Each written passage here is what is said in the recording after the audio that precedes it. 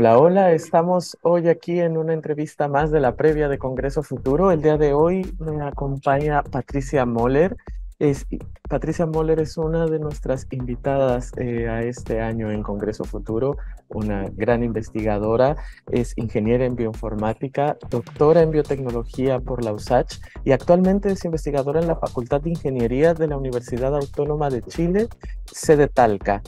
Eh, Patricia lidera proyectos de investigación en inteligencia artificial, en aprendizaje automático, minería de datos, entre muchas otras cosas, y es líder en investigación de inteligencia artificial y nuevas tecnologías para la mejora de industrias frutícola y agroindustrial. Actualmente trabaja en un sistema de monitoreo, detección y predicción de zonas susceptibles a incendios forestales mediante inteligencia artificial, y todo esto que puede parecer como muy eh, eh, difícil y complejo, lo hace siempre como muy tranquilamente desde la ciudad de Talca. Así que bienvenida, Patricia, ¿cómo estás? Hola, muchas gracias. Muy bien, gracias. ¿Y tú? Bien, bien, aquí en este inicio de semana que ha sido ajetreado pero interesante, ya entrando a la última parte de la organización de Congreso Futuro. A mí me gustaría poder platicar contigo, conversar acerca de qué es lo que te ha llevado a ti como investigadora y con un trabajo tan importante en inteligencia artificial a dedicarte a la industria agroindustrial. ¿Cuál fue el momento ese que dijiste, sabes qué, de todas las cosas que puedo hacer con inteligencia artificial, esta es a la que quiero dedicarme? Bueno, en realidad este punto decisivo tiene que ver principalmente con un tema familiar. Mi hermana es ingeniera agrónoma y ella me plantea muchos problemas que existían en el área, en su campo, ¿verdad? Y cuando tratamos de ver qué solución existía, me daba cuenta que con las técnicas que se usaban anteriormente siempre teníamos algunos problemas. Entonces empecé como a descubrir todo lo que era el uso de la inteligencia artificial, todo lo que se podía hacer con inteligencia artificial y los fuimos colocando en práctica, ¿verdad? Fuimos realizando diferentes algoritmos con técnicas de inteligencia artificial para solucionar estos problemas. De ahí en realidad éramos capaces de probarlo en el sitio mismo, ¿verdad? Donde estaba ocurriendo este problema, ver qué tan bien estaba, qué faltaba agregar, cómo lo podíamos aplicar, etcétera. Y entonces ahí fue donde yo empecé como de lleno a este mundo. Igual es importante mencionar de que la inteligencia artificial la podemos aplicar en diferentes ámbitos. Ya, yo dentro de la universidad igual he trabajado con inteligencia artificial en otros ámbitos que no son el área agrícola, agroindustrial, pero claramente mis investigaciones siempre están más ligadas a esa área. Genial. Y sí, efectivamente este año en Congreso Futuro hay una línea muy importante dedicada a inteligencia artificial porque parece que se convirtió en el último tiempo como en el tema central de las discusiones. Y una de las dudas que yo siempre he tenido es, cuando hablamos de inteligencia artificial, hablamos de un número grande de cosas, desde modelos de lenguaje, algoritmos, no sé, robots y demás, pero siempre, o a mí me interesa saber cuál es el enfoque social de estas aplicaciones de la inteligencia artificial. ¿En qué punto de la investigación de inteligencia artificial se busca desarrollar cosas para que tengan impactos sociales reales y particularmente de beneficios? ¿Cuál es tu postura con respecto a esto? Ya, mira, bueno, tal como lo mencionas tú, ¿verdad? Este último tiempo ha existido todo este boom de la inteligencia artificial. Lo primero es tener muy claro que la inteligencia artificial, y que yo siempre lo menciono, no es magia, no es algo así, sino más bien es trabajar con los datos que existen, ¿verdad?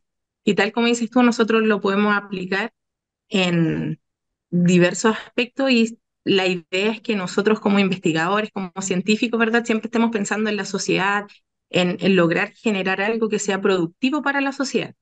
Por lo tanto, cuando lo vemos como en qué lo aplicamos, nosotros siempre tratamos de buscar problemas que hoy día existan y que nosotros los podamos solucionar con estas técnicas o que ayudemos a que esto sea más sencillo de realizar. Entonces, mucha gente de repente tiende a pensar de que con la inteligencia artificial, por ejemplo, se van a acabar empleos o cosas por el estilo, pero en realidad yo siempre lo menciono como que en realidad la inteligencia artificial a nosotros nos va a servir para poder, para lograr que la máquina haga algunas tareas más sencillas y nosotros nos enfoquemos en esto más complejo. con ayuda obviamente de ya la primera etapa que fue con inteligencia artificial, ¿verdad? Ya tenemos lista toda la parte como más de entender los datos, trabajar con estos datos, y nosotros ya nos podríamos dedicar a la parte quizás más experta, donde siempre tiene que estar en las diferentes áreas, ¿verdad? El encargado para poder supervisar de que lo que está entregando esta máquina o este algoritmo con inteligencia artificial sea realmente lo adecuado. Efectivamente, y en ese punto hay otra cosa que me gustaría preguntarte. En el diseño de estos algoritmos y en el diseño y en el desarrollo de tus investigaciones, ¿qué tan importante es la transdisciplinariedad? Es decir, trabajan en el diseño de esto, trabajan varios equipos, trabaja un solo departamento. ¿Cómo funciona el diseño de estos algoritmos? Ya, acá es clave el trabajo en equipo, multidisciplinario, ¿verdad? Nosotros, por ejemplo, trabajamos, existen ingenieros informáticos, trabajamos con agrónomos, trabajamos con la parte comercial, ¿verdad? E incluso el trabajo con las personas que van a utilizar cada uno de estos sistemas. Eso es clave porque uno tiende de repente a realizar programas, algoritmos, soluciones que nosotros consideramos que están espectacular, que cumplen todas las necesidades del usuario final, pero resulta que de repente son tan complejos de utilizar que en realidad se queda en una investigación, se queda en un prototipo, pero no logramos realizar esta bajada al usuario final porque es tan complejo que en realidad el usuario no lo logra utilizar, pierde más tiempo aprendiendo a utilizar que utilizarlo de lleno. Entonces, claro, como tú mencionas, nosotros tenemos un equipo multidisciplinario que vamos desde recopilar todos los datos que hay, datos en terreno, en el campo, entrevistas con la gente, etcétera.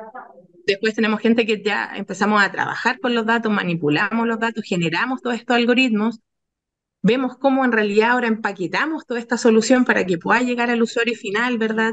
Cómo lo mostramos para que sea atractivo, para que sea útil. Y finalmente, ¿verdad? Esta etapa de usabilidad que tiene que tener realmente los sistemas, las aplicaciones para que lleguen y lo puedan usar los usuarios finales. Entonces, un equipo que de repente incluso nos cuesta entender incluso las palabras que ocupa cada una de las personas. Ya de repente el agrónomo nos dice algo y nosotros por el otro lado informático lo hacemos y es como, no, pero cambien esto ya, y uno, ya, si eso no es tan sencillo, ustedes nos dijeron esto, usaron esa palabra, y es un trabajo que de verdad cuesta, pero ya tenemos un equipo más consolidado, ¿verdad? Ya nos entendemos y entonces es más fácil poder llegar a la solución final. Genial. Y relacionado a esto, ¿tú entonces abogas por un desarrollo de la tecnología de abajo hacia arriba o de arriba hacia abajo? A ver, nosotros siempre tenemos que primero entender cuál es la necesidad que tiene hoy día la sociedad en el fondo, ¿ya? Ver las necesidades que existen y a partir de eso poder entonces empezar a desarrollar lo que se necesita, desarrollar la solución, ¿verdad? Para esa problemática que existe, pero siempre centrada en el usuario final, porque como te decía, hoy día existen, por ejemplo, en el área agrícola, existen muchas soluciones y que son muy buenas, pero que en realidad los usuarios no la pueden utilizar porque es muy complejo, pierden más tiempo. Yo he ido a campos donde me dicen, no, es que este programa era muy bueno, pero nunca lo supo usar, así que ahí quedó. Entonces, claro, primero tenemos que desarrollar lo que se necesita, pero siempre pensando en quién lo va a utilizar. ¿Cómo pueden ser replicables en otras ciudades o en otros espacios? Ya, mira, en realidad, acá nosotros tenemos que tener muy claro que la inteligencia artificial magia no hace, no aprende de la nada, aprende de datos, ya de datos que nosotros los transformamos en información y a partir de eso generamos los algoritmos. Por lo tanto, si yo voy a generar una aplicación que se basa en inteligencia artificial y yo solo le enseño, por ejemplo, con datos geográficos de Talca, lo más probable es que si yo lo pruebo en Talca me va a resultar muy bien. Pero si lo pruebo, no sé, en el norte de Chile, quizás va a encontrar o me va a predecir con algunos errores, va a clasificar con errores. Por lo tanto, ¿qué es lo que yo tengo que hacer? Entregarle datos de donde necesito, de donde a mí me interesa poder probar el sistema. Ahora, entre más datos tenga el sistema, nosotros generamos aplicaciones mucho más robustas. Por lo tanto, nosotros podríamos generar esta misma aplicación con datos, no sé, por ejemplo, si hablamos de datos agroclimáticos, desde, no sé, desde la primera región, desde el norte hasta el sur de Chile, y entonces lo podríamos probar en todo Chile. Si nos centramos solo en un área, lo podríamos probar en otro, pero como el sistema no aprendió de lo que pasaba en el otro, en la otra localidad de verdad, lo más probable es que genere algunos errores. Entonces, cuando a mí me preguntan cómo lo podemos hacer para que esto lo podamos probar en diferentes áreas, Entonces, la solución es entregar los datos a lograr que el modelo aprenda de toda esta variedad que existe y generar entonces modelos o plataformas mucho más robustas. Genial, genial, Patricia. Oye, ¿y puedes contarme un poco acerca de los distintos algoritmos que has diseñado, un poco de cada uno, para conocer mejor tu trabajo? Y mira, el primero donde yo trabajé ahí, no era la investigadora o no era la directora del proyecto, sino que era una investigadora, ¿verdad? Fue un sistema de predicción de alertas de heladas con 12 horas de anticipación, donde nosotros le podíamos indicar al agricultor con 12 horas de anticipación si en la noche iba a haber una helada o no iba a haber, a qué hora empezaba la helada, cuánto iba a ser la duración de la helada y a qué temperatura iba a llegar. Por lo tanto, ellos eran capaces no sé, si yo le entregaba una alerta a la 1 de la tarde, ellos podían tomar todas las medidas para que cuando viniera el evento de helada ellos pudieran tomar resguardo de todos sus cultivos. Aquí yo entendí algo que a mí la verdad me marcó mucho en todo lo que continuó con mis investigaciones, porque nosotros siempre, o en mi caso yo me preocupaba y decía, tengo que indicar muy bien cuándo viene la helada. Entonces de repente decía yo, si yo cometo un error y le digo a ellos, hoy día no hay una helada, pero si hubo una helada, hoy va a colapsar todo lo que ellos tienen. Y solo me preocupaba de eso, pero en realidad ellos después me dijeron, sí, pero a nosotros también es muy importante que si tú nos dices, viene una helada, realmente venga una helada, porque si hay una helada, pero no, o sea, si yo les digo, hoy día va a haber una helada, pero no hay una helada, me dijo, también gastamos mucho recurso en activar todo y no nos sirve para nada. Entonces Mm, ahí en realidad yo me di cuenta de que tenemos que ver como todos los aspectos que están ocurriendo, porque para mí era muy importante la helada, pero nunca pensé en todos los recursos que gastaban cuando no venía una helada. ¿Ya? Ese fue como el primer mm, proyecto donde yo trabajé con inteligencia artificial, con agricultores, etc. Después nosotros desarrollamos un modelo que en realidad podía predecir también con meses de anticipación la probabilidad de que una fruta, específicamente las manzanas de variedad Crispín, presentaran una enfermedad. Esta enfermedad, el problema que tiene es que cuando nosotros la estamos cosechando, la enfermedad se llama ojo de buey. Cuando nosotros la estamos cosechando, vemos toda la manzana normal, no tiene ningún problema. Sin embargo, después de la cosecha, los agricultores o los exportadores guardan la fruta en ciertas condiciones, ¿verdad?, para poder después exportarla a un valor más elevado. Pero ¿qué pasa? Que las manzanas que tenían esta enfermedad, después de ser cosechada, a los meses después de ser cosechada, empezaba a presentar el problema que eran machucones o cosas por el estilo. Por lo tanto, la gente guardaba la fruta pensando que estaba todo bien y cuando le iba a mandar a exportar se daban cuenta de este problema. Entonces nosotros generamos un sistema que podía predecir mucho antes o un mes antes de la cosecha, por ejemplo, si la manzana tenía probabilidad de tener esta enfermedad. Y en caso de que tuviera probabilidad, el agricultor, por ejemplo, tomaba la decisión de venderlo al tiro, quizá a un precio menor, pero no iba a tener toda la pérdida posterior. mm, ¿Ya? Eh, interesante. También trabajamos acá bueno, yo estoy en Talca y acá en Talca también hay muchos viñedos. De acá trabajamos en un proyecto. Yo estaba ahí en la Universidad de Talca, un proyecto exploratorio con una viña donde nosotros empezamos a generar predicción de la rendición del volumen de cosecha que iba a existir en la uva en específico. Entonces también, con meses de anticipación, nosotros le indicábamos, o sea, en realidad ustedes van a tener este rendimiento de cosecha en su cultivo. Y ellos ahí podían tomar decisiones de cuánta gente contratar, qué se necesitaba, qué no se necesitaba, etc. Y hoy día el como gran proyecto que tenemos, que ya estamos a punto de terminar, es un proyecto que se llama OK Fruit App, que es un sistema de control de calidad de fruta. Específicamente estamos trabajando hoy en día con cereza y arándano, donde nosotros mediante una imagen y uso de técnicas de inteligencia artificial logramos entregar curvas de color, calibre y defectos externos que tengan la cereza y los arándanos. Entonces, hoy en día, cuando la gente cosecha la fruta, lo que hace es que va de forma manual viendo cuánto mide la fruta con una tarjetita que tienen donde tiene diferentes agujeritos y van viendo dónde calza más o menos. Y esta misma tarjetita trae los colores, entonces van colocando la fruta y ver dónde calza el color. Por lo tanto, eso es, primero, muy lento, lo otro que es muy susceptible de errores, porque yo estoy segura que si les paso una cereza a 10 personas, lo más probable es que todos veamos algún color diferente, incluso tamaño, etcétera. Por lo tanto, esto evita este error humano, ¿verdad? y nos entrega de forma inmediata curvas de color, calibre y los defectos externos que tenga la fruta para que posteriormente el agricultor sea capaz de él decidir dónde va a enviar su fruta, a qué país de exportación, si la deja en Chile o qué, de acuerdo a las condiciones que tiene la misma. Bien, Y bien actualmente, interesante. muchas gracias. Y actualmente estamos, tal como lo mencionaste en el comienzo, con el tema de los incendios forestales. Ya en esta, sobre todo en esta época, ya van a empezar, empiezan lamentablemente estos problemas de incendios forestales y nosotros estamos trabajando en un proyecto interuniversidades, ya, para poder predecir dónde podrían ser estos focos y cómo encontrar un tiempo antes para poder avisar y que la gente pueda tomar algunas medidas frente a estos focos de posibles incendios forestales. Muy, este es muy interesante y es parte de lo que también, la razón por la que te invitamos a participar en Congreso Futuro. Así que vamos a ir ahora a un corte y vamos a volver para hablar un poco más acerca de este proyecto en específico. Gracias, Patricia. Gracias.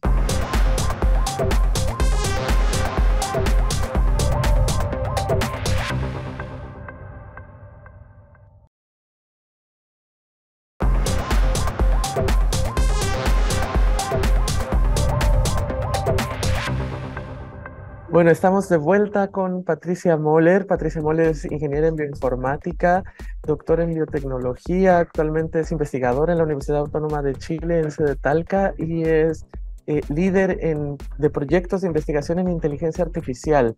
Y justo sobre esto, me gustaría conversar contigo, Patricia, acerca de este proyecto más reciente que están trabajando para la prevención de incendios forestales no sé si llamarlo desastres naturales aquí en Chile, que justamente estamos entrando a la temporada que tú mencionabas de estos temidos incendios forestales.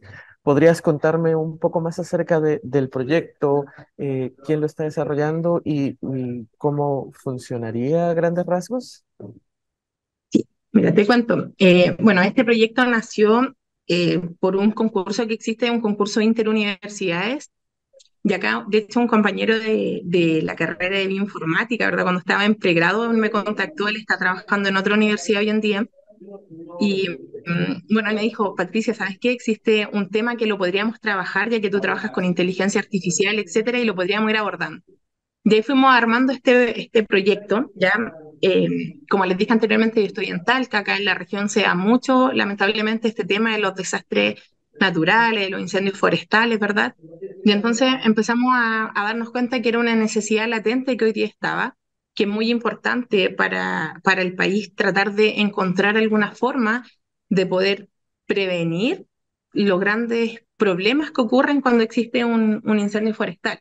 Entonces nosotros dijimos, ok, generemos alguna aplicación, algún sistema que permita predecir cuándo van a ocurrir estos incendios forestales, así se puedan tomar medidas, podamos ver cuáles son las zonas donde hay mayor riesgo de que ocurran estos incendios forestales.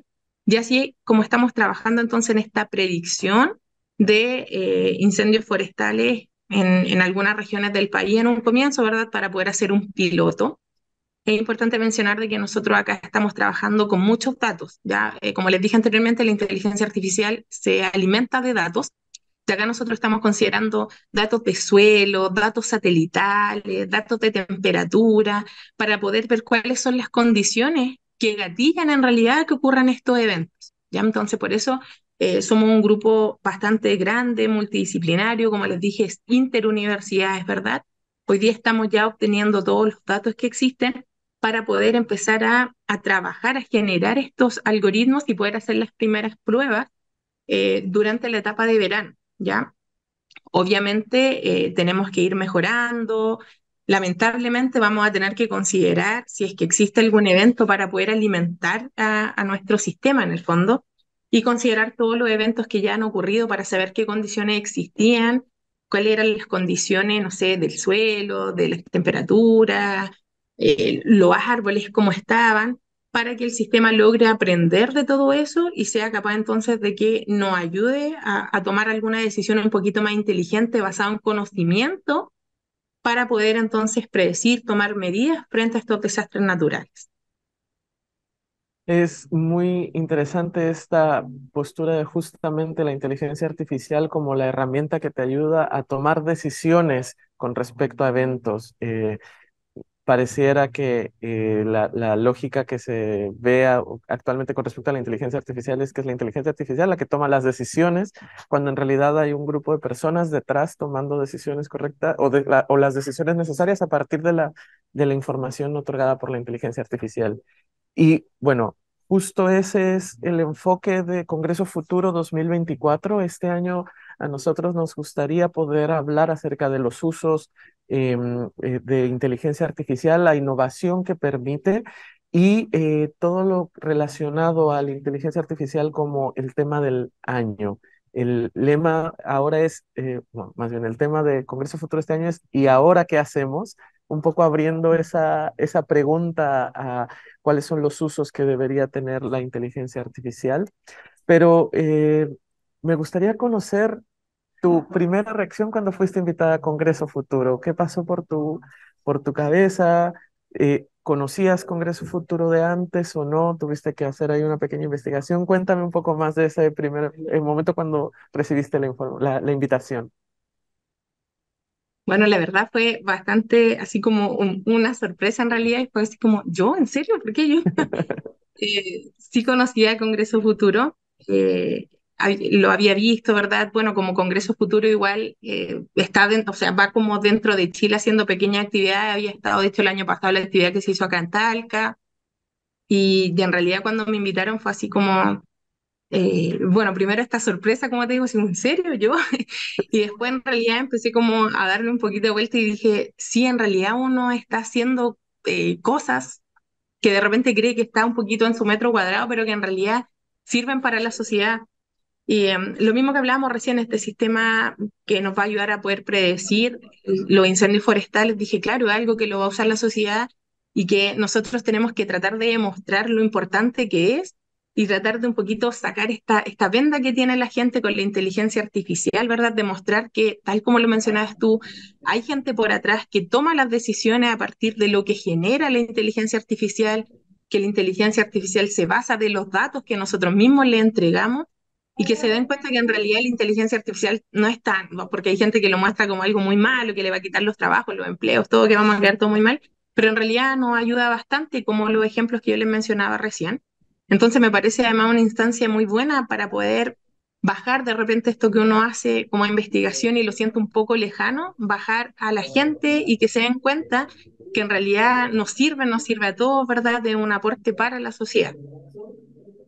Genial, genial, Patricia. Oye, y cuéntame, ¿cuál es tu opinión de la ciencia regional? ¿Crees que en ese sentido necesita ser más reconocida? ¿Qué crees en qué punto tú como investigadora regional crees que la investigación de regiones ha impactado actualmente en lo que Chile tiene para mostrar al mundo?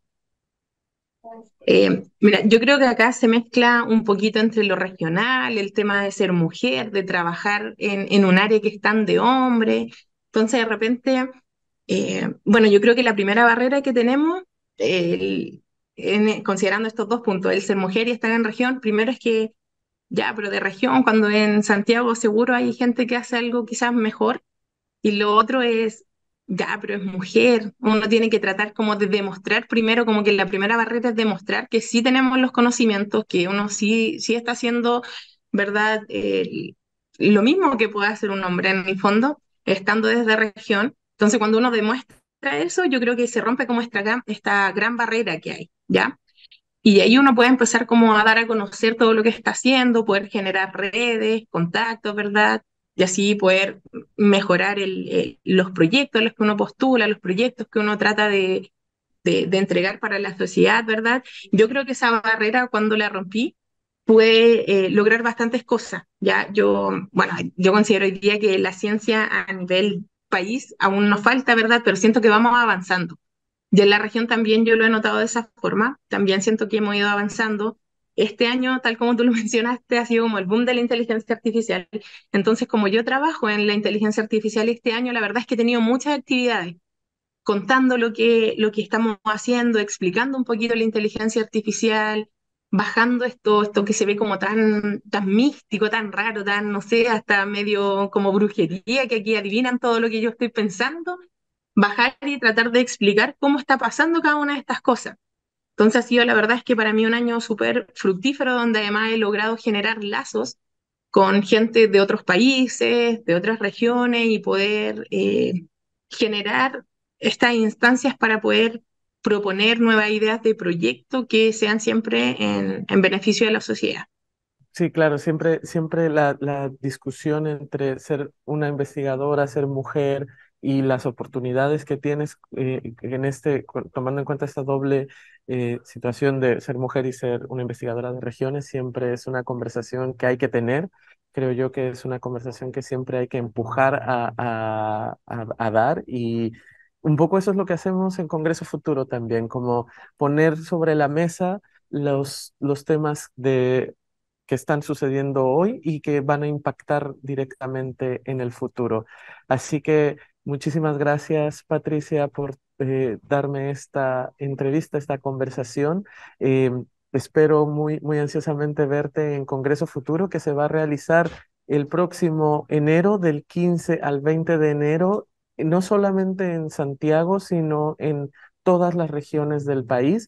Así que están invitados a participar, y no sé si tú quieras también dejar una invitación abierta a seguirte donde puedan seguirte en redes sociales y demás, y también ver tu participación en el próximo Congreso Futuro. Muchas gracias, Carlos. Sí, bueno, tal como mencionaba Carlos, lo invito a poder participar de esta semana, que va a estar súper enriquecida con muchos conocimientos, ¿verdad? Oportunidades. El mencionar de que no solo está en Santiago también es súper importante, así que si están en su región y hay alguna actividad, ojalá puedan participar, se puedan embeber de todo este nuevo conocimiento que va a ir surgiendo en ese momento, ¿verdad? Que veamos todo lo que viene, y eso, muchas gracias por la invitación. Gracias a ti, Patricia, y nos vemos pronto en Congreso Futuro 2024. Nos vemos, gracias. Chao.